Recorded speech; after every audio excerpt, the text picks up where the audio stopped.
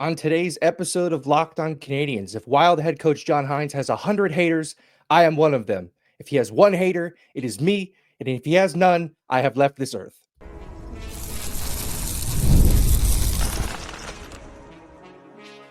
You're Locked On Canadiens, your daily podcast on the Montreal Canadiens, part of the Locked On Podcast Network, your team every day.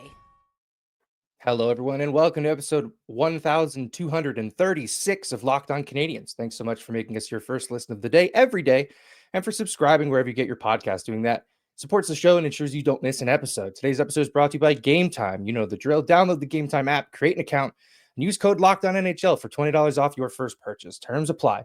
Download Gametime today. What time is it? It's game time. My name is Ian Boisvert, also known as That Maybe It's Ian, and I'm joined by Laura Saba, also known as the Actor Stick. Laura, the Minnesota Wild are one of the teams of all time, huh?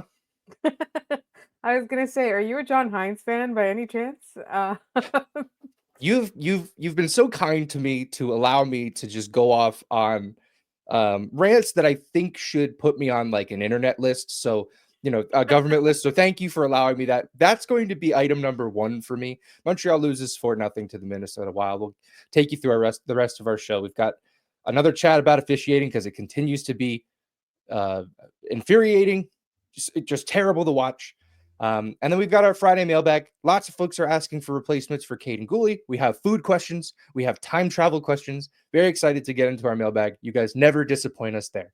But we start in Montreal with the game. A 4-0 loss, the second shutout of the year against the Minnesota Wild. The first one was a 3-0 shutout back in November, I believe. And John Hynes is an effective NHL coach. I will say that. I'm going to start this with a compliment. He obviously gets results. The Wild are a good team this year, despite the fact they're dealing with a lot of injuries. They haven't had Jared Spurgeon much. They haven't had Kirill Kaprizov much. He didn't play Thursday. They're dealing with injuries. They're making the most of what they have. The problem is that John Hynes is bad for the entertainment product that is hockey. We have to remember at the end of the day, we spend our money on this to be entertained. Right? You buy the channels on your cable package because you want to be able to be entertained on a random Thursday in January. And I believe you should be owed at least entertainment. You cannot be owed a victory. You cannot be owed satisfaction at the end, but you should at least be owed something of, wow, that was really cool. The Wild are John Hynes teams. I'm not even going to blame Minnesota, even though you probably could, considering this has been their entire history. John Hynes is just the most boring coach I think we've seen in a long time. I went back and looked at his goals scored as head coach in the NHL. And this is his ranking by season. In New Jersey, 30th, 28th, 15th, 25th, 25th. He got fired that season. Joined Nashville midway through the year, 27th, 22nd, 12th, 28th. And now he got fired from there. He goes to Minnesota. They're currently 18th with 51 games played. Boring, right? Laura, am I off base here? Absolutely not. And this is the thing, is that the Minnesota Wild have never been remarkable. And it sucks because, the state of Minnesota supports hockey so much. Like when the franchise first came into existence, I think they went, I don't even know, like 3 decades. I have no idea. So long without selling out the arena. I keep I got really caught up in like who moved there and how long they existed. And, I'm sure it was the 90s, but anyways, they went so long. I think it was only a couple of years ago when they didn't sell out the whole arena, right? Like the fan support is there. And unfortunately they get to see such good hockey at the college level too. Right. Yeah. And so the high school level, the Minnesota high school level is legendary. Exactly. They call it the state of hockey for a reason. Right. And I completely agree with you. Like this team has been disappointing. Yes. And like the most dynamic players come out of there, right? Like so many US players who either like are born out of there or, like spent some time of their career there or some time of their formative years there. Like they come out like so dynamic, so skilled, so fun, right? A lot of the best American players. And then you watch the professional product, the NHL team, and it isn't interesting. Even in the years that they were good in the standings, or they were, guaranteed to make the playoffs, or they won a few rounds in the playoffs. They've never won a few rounds in the playoffs. They've won one round every time they've made it out. Like anytime they've won a round, the second round. They've never made it to a conference final. There you go. what do you want? Like, Yeah, when I this is said they're failure. one of the teams of all time, that's all I can really do. And I know it sounds like sour grapes because they beat Montreal again. That's fine. We've The been game doing it was for close. years. The game was a lot closer than that score indicated. Shot attempts were 51-50 for Minnesota. Scoring chances were 21-20 for Minnesota. High danger chances 8-6 for Minnesota. Expected goals 1.99 to 1.98 for Montreal. Like, it was You can't Montreal. get The puck luck was wild in this game. They're definitely regressing from earlier. The regressing is the thing that's happening right now. I mean, Jake Evans found himself in like high danger scoring opportunities at least 3 times, and each time the puck turned into a football and bounced away. I don't understand. It's crazy the things that happened in this game. We're going to talk more about the game in our second segment. But Laura, I know you wanted to talk about not the game, but the main story of the game. Yeah. He's in net for the Minnesota Wild, and that's Marc-Andre Fleury. Right. And this is Marc-Andre Fleury's farewell tour. We all know he's retiring. He's had success in the past. He's got multiple Stanley Cups with the Pittsburgh Penguins. He also had, he was very celebrated in Vegas. He was, one of their prize draft pick in the expansion draft. And then they really did him dirty to the point where it became a meme. Like, I don't think Alan Walsh did him that many favors. Alan Walsh, the DeBoer sword was that was that was legendary really stuff. funny. So he got done dirty, and I think that's something that we definitely need to kind of admit. But over the course of his career, everyone has talked about him as being one of the nicest guys, nice guy, blah blah blah. He's been celebrated in Quebec. And so I know there were some people that were talking about why is Marc-Andre being celebrated at the Bell Center? Because he's a big deal in Quebecois hockey, right? Because when you're thinking about Quebec hockey players, and we have so many stars that came out of here, so many historic legends that came out of here, the number of goalies is not that long. It's not, right? Yeah. Yes, some of the best goalies to ever play the game, and you might argue that the best goalies to play the game have come out of Quebec. I'm not going to take that away from you, and I'm not saying he's Martin Brodeur. I'm not saying he's Patrick Roy, but he is one of the best goalies to come out of Quebec. And he has always done service to his hometown, right? He's always come back to Quebec. He's always done charity here. He's always dedicated himself no matter what. And you talk to anybody in Pittsburgh, he was one of the most charitable, one of the most willing to go to the hospitals, like children's hospitals. He was the most willing to spend time with fans, just the way that he is. So for the Bell Center to give him those props, I think is very fitting. No, he's not a Montreal Canadien. He's never worn a Montreal Canadiens sweater, and that's fine because he is a hometown hockey hero. And I think the one weird thing I would say is, and I also do want to call out to the end of the game, but like, I don't like how they did it, right? It was like towards the end of the game was it's like weird. Dying. It was like the energy in the building wasn't good, and so like if it were me, I would have treated it like a returning player and then done it maybe in the first or second break, like TV break or whatever, right? Yeah. I think it's, it's great that they did the tribute. Yes, the fans were great about it. I think, it was very well placed. I'm sure he was extremely emotional and so touched about it. He was the first star. He didn't sign the camera, but like, he got that first star treatment. But I still think that I would have done something a little bit different. I would have maybe acknowledged it like at puck drop, right? Like ceremonial face-off or something. I don't know. I feel like it was weirdly placed. But then at the end of the game, the crowd gave him a standing ovation. He was selected as the star. Like, that was very fitting. It was a great tribute, a fantastic goodbye to a player from here who's found success elsewhere. If only they did that with every player, right? Like it's, and I think like the fact is that there are so many skaters that are that good that you're not going to get this, but because the fact that he's a goalie, I think that's really what brings it home. But I also I was really, really touched by and excited by the handshake line, right? Like the Montreal Canadiens players, because this is a team of kids. Like, he was drafted before some of these guys were born, right? Yeah. And these kids, like, some of them, like, their only like recollection is like his waning years in his career, right? But the fact that they gave him that tribute, they showed him that respect, like, I think to me that shows that the Montreal Canadiens, immature as they are, rebuilding as they are, roller coastery as they are, they understand the weight of what hockey means in this market and in this province.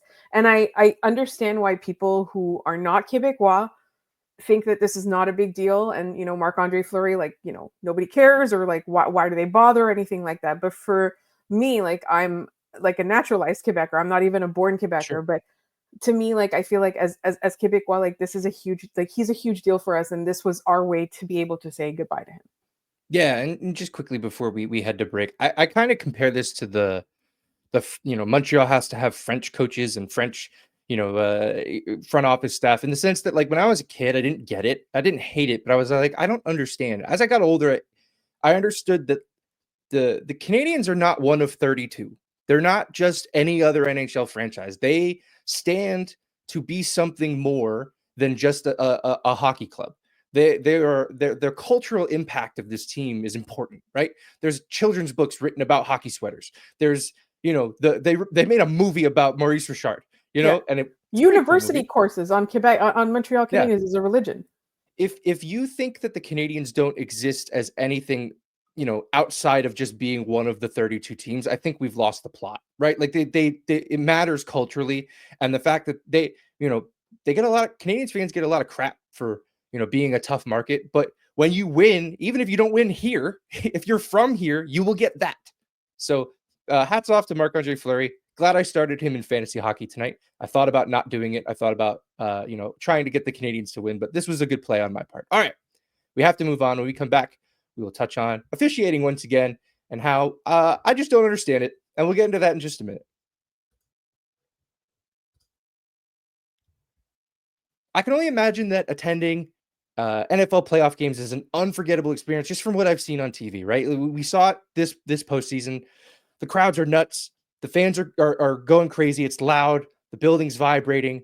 And if I had to go to an NFL game, it would have to be a playoff game. Like I said, the crowds are just crazy. It would be pretty special to be a part of it. And if you want to be a part of the playoffs in the future, Gametime has what you need.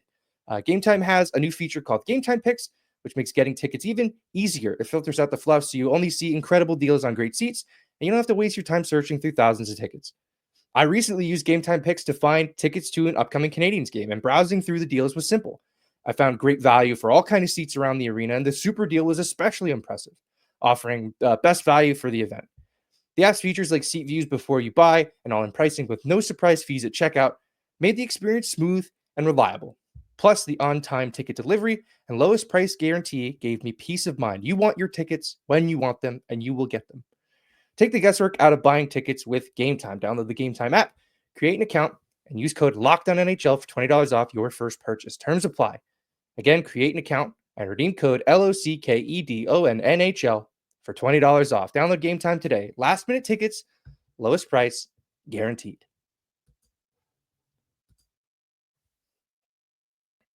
All right, we're back, and we are talking about officiating again. 3 games for the Montreal Canadiens, last 3 games. It's important to mention this 3 games because it was a homestand, right? They lost all 3 of them. And in those 3 games, they got 2 power plays. Now, if you didn't watch these games, you see 2 power plays a game isn't bad. No, 2 power plays total.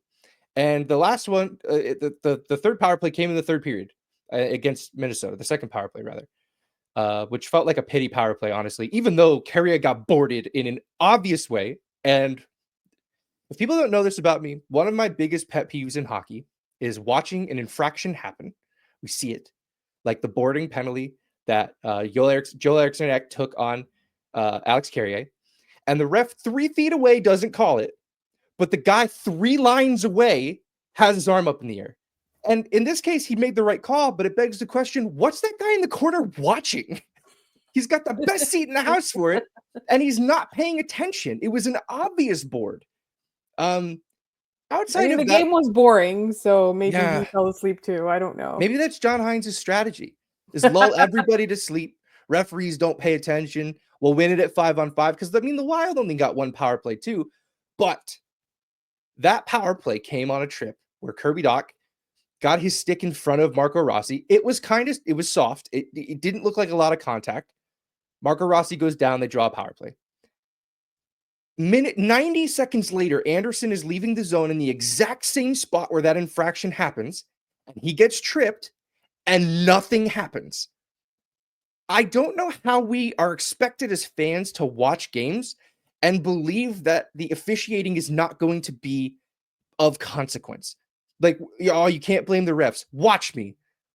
They Montreal is doing the exact same thing the Wild did. It's not often that we get that immediate comparison where the plays are bang bang the same thing.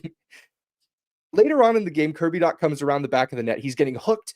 The guy has his stick up by his neck. Like, he's confused. He looks at the ref who doesn't call anything. The puck goes out of play.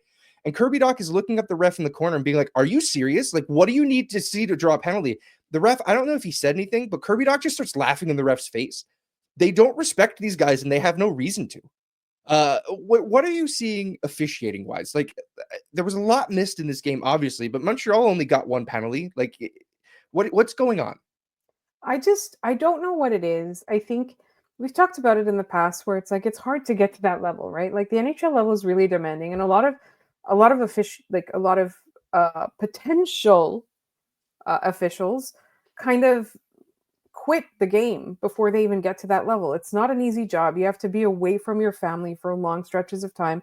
There's a lot of travel, and unless you're at the NHL level, it's a lot of buses, it's a lot of, it's not a fun life. And to add to that, you're constantly under abuse, right? So I feel like institutionally there's a lot that needs to be done. Like if you're saying that you need to get the best refs in the world into the NHL because that is the top professional league, then you kind of have to invest a little bit. You have to not just invest in education, but you have to invest in like making this an appealing prospect, an appealing profession, because I can guarantee you if there's a whole bunch of people vying for this job, then only the good ones are going to get chosen. And that's really the big thing is that like this is the best there is out there. That's the problem. We are seeing the best that there is out there, and it is terrible. Yeah. And they're bad at their jobs. Like that's just the reality. They're not against a team. They're not for a team. No.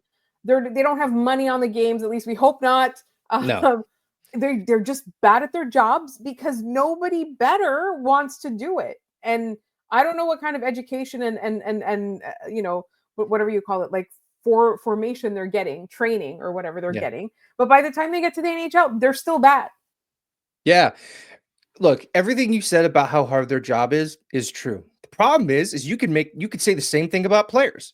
It's the same thing. They travel on bus, they're away from their families for long periods of time. They take abuse out on the ice. One of the main differences is that when a player is performing poorly, they have to sit in front of the media and be accountable for what they do. And like I would love to. The one play I would like to ask the referee about tonight was the boarding call that Alex Carrier drew. I want to ask that ref in the corner, what did you see? Because it cannot be that he didn't get boarded. Yeah, the guy in Laval had the call. Like, what are you talking about? That doesn't make any sense. So it's less, penalty for penalty. It's not even. It's mostly just, I don't know how your job works, and you make me feel like I don't know what I'm watching. You don't know what your job is. I've watched hockey for like 15 years. I think I know what a hockey game looks like. I think I know what penalties look like. They make me feel like I'm out of my mind. Like I don't know what to do most of the time. And I just think they need to start. The NHL needs to start asking these guys to talk to the media, because one thing they can do is help us understand. Teach us what you're seeing. Let us know what the standard is. But the standard for a trip changed in 90 seconds in this game. Like, talk about it. You know what? I don't even know if we need to make them talk to the media. What they need to do is have to answer to somebody after that game. After every game, there needs to be a debrief with an NHL official, not somebody's son or somebody's brother or some guy who was in the NHL for 3 years that everyone liked. Like actually somebody who knows what they're doing. They have to answer to them, and that person should ask them, why were you just like looking at game tape when you're a coach with your players. Refs should have game tape, and they should have to explain these decisions. Yep. Like their bonuses should be dependent on it or something like that, which I love the idea of them talking to the media though. One question a night, right? Yeah. Give me one. That's the one I would ask. Yeah. Because that happens every night in the NHL. The guy 3 feet away goes, nah, not a penalty. And the guy in the parking lot has his arm up. Yeah. It's baffling to me consistently. All right. Yeah. We have a fun bit that we need to get to before we head to break. We've kind of teased it in the past. Mike Matheson. Yes. We'll reset the counter to 0, but the number's never going to get above 1 because this new bid is coming in, which is Tragic Mike versus Magic Mike. Yes. If you're on So if you're YouTube, you can watching on see, YouTube. yeah, you can see our new overlay. It is a meter going from 1 to 5, 1 being Tragic Mike and 5 being Magic Mike. And Laura, so I'll give you the inaugural Tragic or Magic Mike decision here. What did you think of Matheson's game against Minnesota? Neutral Mike? I don't know. Static Mike. That's the only word that came to mind. It is a 3.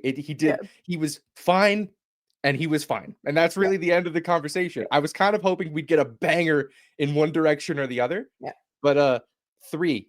If you're on YouTube, maybe we fix him. Maybe because we brought this bit out, he's just going to stay at a 3 the rest of the season, which means he's not at a 1, right? Yeah, which it's means the volatility that makes it difficult to believe that we can trust this guy. If he's sick for the rest of the season, awesome. Well, I hope you guys enjoy that bit. Put in the comments, did you think he was Magic Mike? Did you think he was Tragic Mike? Or was he Static Mike? This is the new Habs first goal, is that every game recap that we do, you put in the comments if he was Tragic or Magic. Yeah, I do have to pull this up, and we'll get to it in the third segment here. But someone did get Habs first goal correctly, which is hilarious because they didn't score one. But we'll get into that and our mailbag in the third segment.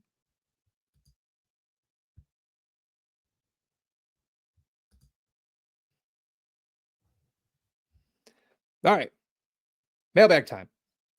We have a bunch of questions. A lot of them center around Kaiden Guhle, obviously. We're all trying to figure out what his replacement is going to be at the NHL level. Randy Hansen asked about Adam Boqvist. The Panthers just put him on waivers, right shot defenseman, former first round pick at 8th overall. He's not making much, 200 games played in the NHL. So that's one option. Gustav Lidstrom, who is, I believe, currently in Laval. They brought him back again to play right-hand shot defenseman, almost 180 games. It seems like we're sort of doing bargain bin Bergevin here, but I think that might be what the Canadiens have to do if this goes any further. But Laura, I'll ask you this. Did the Canadiens lose on Thursday night because they didn't have Kaiden Guhle? I don't think so. But I think that the Minnesota Wild were just kind of the way they play lends itself to a game where they didn't necessarily need Kaiden Guhle to win. It was really more bounces and puck luck. You pointed out how close the teams were. And somebody to finish, right? Like Kaiden Guhle's job on this team is not to score. It's nice when he does, but it's not to score. So for me, like, this was not that game. But when you're getting into, your Torontos, there's a New Jersey game coming up again. Let's say even LA, right? I don't want to say that the Sharks or the Ducks or whatever necessitate a Kaiden Guhle, but for sure, once you're getting into teams that play a little bit faster and a little bit more physical, you definitely need a Kaiden Guhle replacement there. Yeah. I'm just now realizing that the Magic Mike meter is still on the board, so we're gonna put that away. I was like, we're not talking about Mike Matheson anymore. What's that doing there? Maybe it just lives there now. I don't know.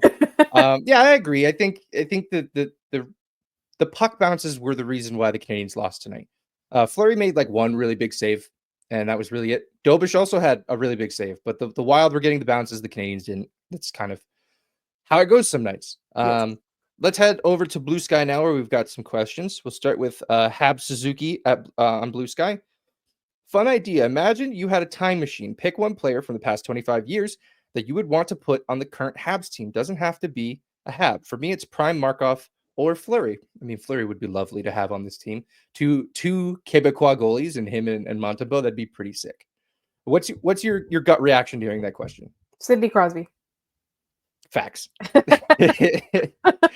Is it cheating to just say Wayne? It's not the last 25 years. No, he played in the early 2000s, didn't he? Did he? I thought it was 19. Yeah, but we're getting like bottom of the barrel Wayne at that point. So probably not. Playing in 99, 98. I don't know. It's close. Anyways, I know there's a bunch of options. There's Mario Lemieux. There's Alex Ovechkin. For me, it's Sidney Crosby. Yeah, Sid is correct because you get the totality of his career, right? Like you get. I'm not saying right now he's not good, but you'll get prime Sid. Yeah, I think that would just put this team over the top. 2009 Sid. 2009 Sid is what I want. Sure. Yeah. Let's finish with a couple fun ones here. Brady Piercy asks, Newfoundlander here. What is acceptable to put on poutine? Is it blasphemy to put dressing / stuffing on it? What are your thoughts there? Are you a traditionalist when it comes to poutine? I think if you're gonna call it poutine, you have to go traditional.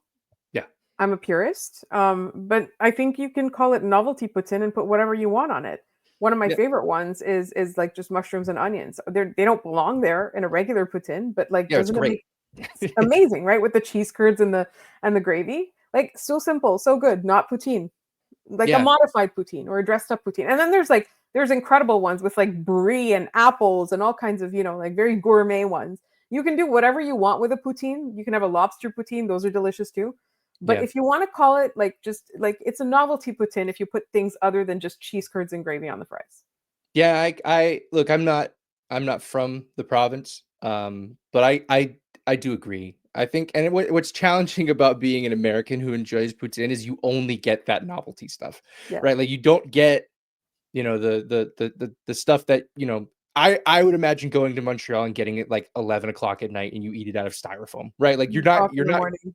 yeah, you're not getting that here. You're getting like, I don't know, like there's a restaurant nearby that does one and it's like they put duck on it. It's like, okay, it's nice. It elevates it, right? But Yeah, it's not what I'm here for. It's supposed to poutine is a be street like, food yeah, or it's like supposed to, I'm a dump supposed to eat it with a plastic fork that is barely able to pick up the Yes, dense gravy soaked fries. Like that's yes, supposed to be how it is. yes, I'm glad we absolutely. agree on that. That could have been show ending if it was like, Yes, no, you need smoked meat on it. I've the had one of great those Locked too. On It's fine. Canadian Civil War.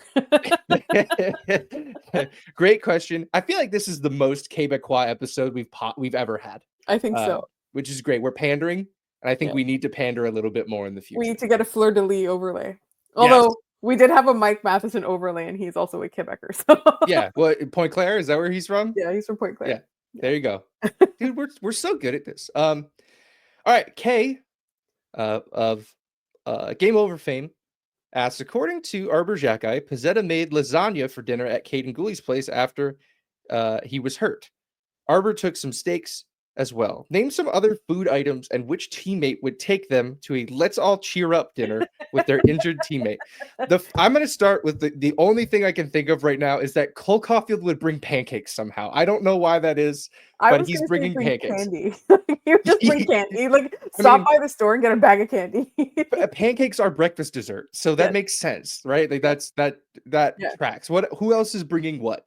Okay, so I think that for me, like the biggest thing, first of all, we kind of have to talk about the pizzetta and the lasagna thing. Like I'm picturing if you guys ever watch Criminal Minds, like David Rossi with like the pasta after they like have the worst days of their lives and they like get buried under 6 feet or whatever, and then they come back home and then he's like making pasta for everybody. That's pizzetta. Sorry, Samuel Montembeau, I feel like would probably bring a poutine, not because he's Quebecois, but he feels like the kind of guy who Yeah, thinks for that sure. would cheer you up, right? Poutine is a comfort food for sure, for sure. Mike Matheson, I do feel like will bring you like kale, like something with kale in it, a kale Caesar salad. I don't Yeah. know. Nick Suzuki would also probably bring like a full like home like a home cooked like shepherd's pie or something like that, right? Like something I saw hearty. like a roast chicken in my Yeah, mind. Him just yeah, walking in with a roast chicken. yeah, absolutely. David Savard, honestly, David Savard would look up on the internet like what will help heal a lacerated quad faster, and then he will cook that and he will bring it over and he will feed it to you with a spoon. Yeah, Lane Hudson is going to the grocery store and grabbing a cake, a pre-made like two-tier sheet cake, and Yeah, that's what he's bringing yeah, over yeah. because he's 20 years old, and that's what he would do. Who brings a random bag of chips? Well, Slap. Brendan Gallagher's married now, so like I feel like his wife would make him bring something a little bit more presentable. But She it would was make him she would make him bring something better. Like, yes, come on, yeah, have some pride here, man. yeah. Yeah, I think Slav just brings a bag of chips and he opened them on the way over. I love this question so much. Yeah, it's fun. You wouldn't know from like the fun we just had on the show that they lost 4-0, which is at least we're more entertaining than the Minnesota Wild. Yes. Any other fun food related things on this one, Laura? I don't know. I'm trying to think of them. Maybe you guys can send us some as well. Because we haven't gone through all of our mailbag questions. We will be moving any ones that aren't as timely to next week, because we will be talking all next week about how to replace Kaiden Guhle. And I think like 99% of the questions were about how to replace Kaiden Guhle. Yes. Yeah, totally agreed there. I'm trying to find. I have to give a shout out to Francis L. Tardif on Blue Sky. Habs first goal. We have our first winner. He said nobody. They'll get shut out. So congratulations, Francis. You nailed that one. Let's do our trivia and head out for the week. And then actually, before we do that, really quick, first goal for Sunday against Anaheim. The first goal for Sunday against, it's got to be Cole Caulfield.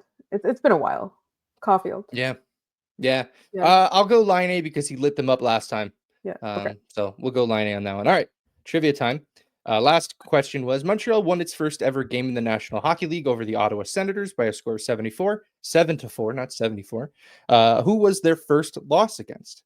And Good Sport and Manny had it. It is the Toronto Arenas. They lost 7-5 against that team on December 26th on Boxing Day, 1917. Don't worry though, 3 days later, Montreal beat the Toronto Arenas 9-2. So it was not, they did not live on that victory for a very long time. All right. Today's question, in honor of Marc-Andre Fleury, this is a goaltending question. We got shut out by Marc-Andre Fleury, but I wanted to find the goalie that Montreal has scored the most goals against in their career. So what goalie has given up the most goals in franchise history to the Montreal Canadiens? If you have the answer, put it in the comments down below. In career history. What's that? In their own career history, not in franchise. Yeah, in the player's entire history. Yeah. Right. The Montreal Canadiens have scored the most goals against this goalie. So if you have it, put it down in the comments, email it to us, send it to us anywhere you guys know how to get a hold of us, which is a lot of different places. LockedOnCanadiens@gmail.com, Locked On Canadiens on TikTok, on Instagram, on Blue Sky. You guys know where to find us. Thanks for listening and making us your first listen of the day. For your second listen, head over to Locked On Fantasy Hockey. Get the edge over your league mates with daily tips from Steal and Flip. Subscribe to Locked On Fantasy Hockey wherever you get your podcasts. You can find me on Blue Sky at Maybe It's Ian. You can find Laura at The Active Stick. Thanks so much for tuning in, and we will see you on Monday.